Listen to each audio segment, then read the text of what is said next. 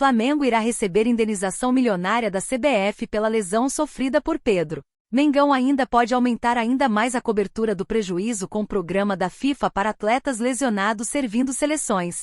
O Flamengo volta a campo nesta quinta-feira 19 para encarar o Peñarol Uru na primeira partida das quartas de final da Copa Libertadores. O duelo acontece no Maracanã e a missão é garantir um resultado que possa deixar o Mengão em vantagem na partida decisiva, que acontece no dia 26 de outubro, em Montevidéu. Tite já esboçou a provável escalação do Mengão para o confronto contra a equipe uruguaia e, como já é de conhecimento da nação, não poderá contar com Pedro, goleador e peça-chave da equipe, que sofreu séria lesão no joelho durante sua convocação para a seleção brasileira. A ausência de Pedro gera polêmica, já que o técnico do Fla precisa fazer escolhas para substituir o ataque rubro-negro. Neste contexto, Bruno Henrique está sendo improvisado como centroavante e Carlinhos virou segunda opção, deixando Gabigol encostado. Tal situação gerou críticas de Júnior, ex-jogador e eterno ídolo do clube. Entretanto, sem o seu camisa 9 e notavelmente prejudicado pelo problema ocorrido na seleção brasileira, o mais querido pediu ressarcimento à CBF pelo dano causado.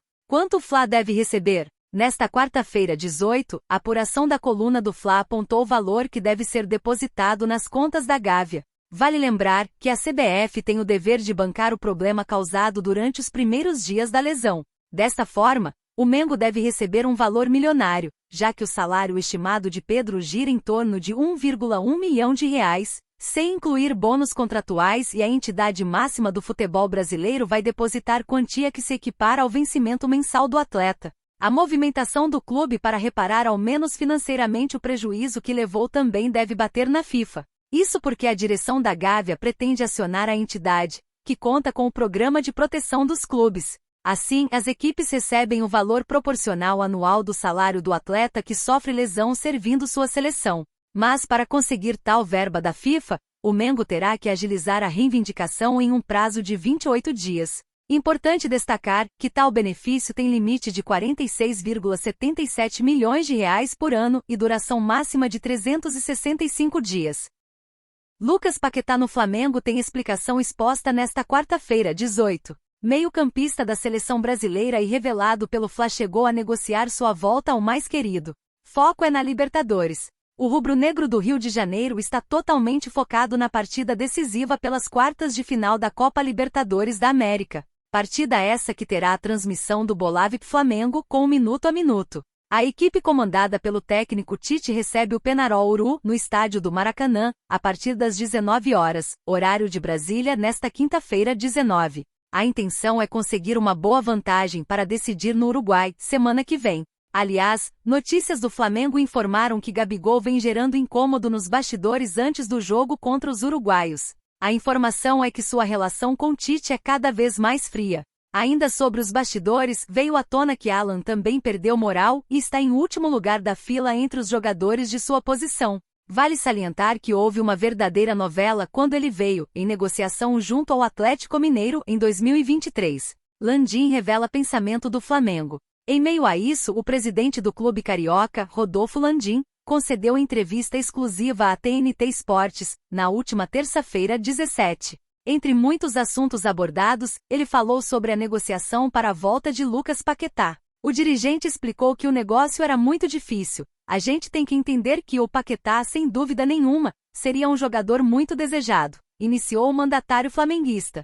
Ele continuou. Mas é um jogador que estava para ser negociado por 85 milhões de libras, 615 milhões de reais na cotação atual, se não fosse um problema que acabou ocorrendo com ele. É um valor completamente impensável para o Flamengo, então só em uma condição muito especial que ele poderia vir, completou. Na entrevista, Landim ainda acabou comentando sobre a possibilidade de renovar com Gabigol. A história do Mengão está marcada junto com a do Gabriel.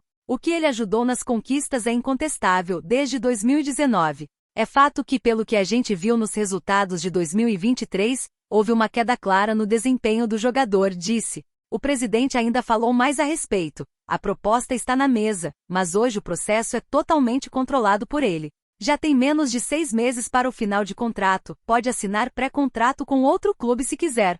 Concluiu. Gabigol causa no Flamengo na véspera do jogo da Libertadores contra o Peñarol.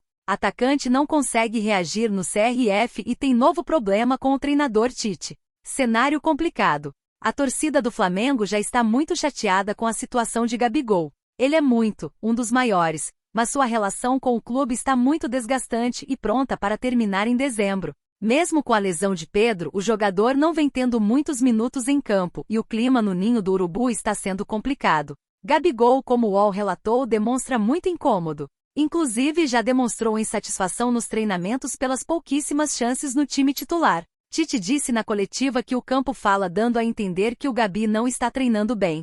Clima ruim.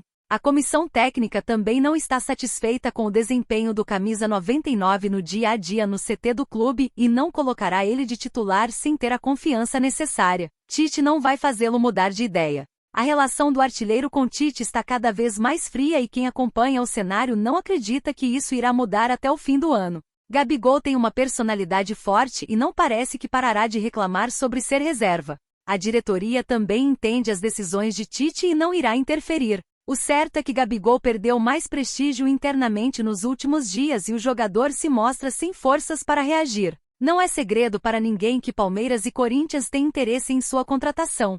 O Verdão está pronto para contratá-lo em 2025 e só espera a sinalização do atleta. Para Tite, Bruno Henrique é o substituto ideal para Pedro e Carlinhos faz um papel completamente diferente. Assim, Gabi só deve entrar em outras posições e é isso que o deixa muito irritado. Alcaraz já foi algoz do Flamengo e chama atenção por números na Libertadores 2024. O jogador ajudou na eliminação do rubro-negro em 2020 e busca o título tão sonhado no ano. Carlos Alcaraz chegou com um status positivo no Flamengo. Agora, na próxima quinta-feira, 21, o jogador pode finalizar um sonho que começou ainda em 2020. Chegando ao clube, que bateu recorde com gastos, o jogador já fez a sua estreia com a camisa rubro-negro. Ele esteve no jogo contra o Corinthians em 1º de setembro. Mesmo tendo sido expulso, o jogador quase anotou um golaço. A sua impressão ficou boa nos bastidores do Flamengo.